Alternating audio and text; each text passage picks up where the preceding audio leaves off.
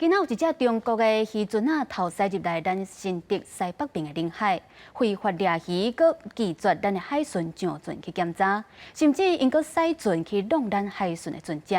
落尾包含船长、船员拢总17个人，连人挂船拢押回来台湾，依照妨害公务罪嫌来上班。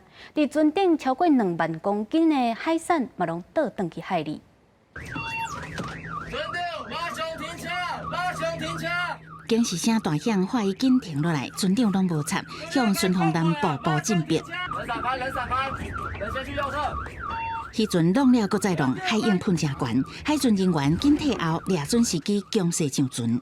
它的船身插的这个拒绝登检的一个铁条，其实它不是船只在做渔捞作业里面必备的一个设备所以知道它对我们这个登检其实已经有做好相关的一个不配合的准备。船身大字万字，原来起诉的是中国籍渔船，重量200吨，为福建出发，29早起8点外侵入咱领海，伫新竹西北11海里的所在，非法挖界掠鱼。船长一行人毋但拒绝临检，搁冲弄咱的舰艇，海巡强挖上船，船顶超过2万公斤的鱼血全部弹落海。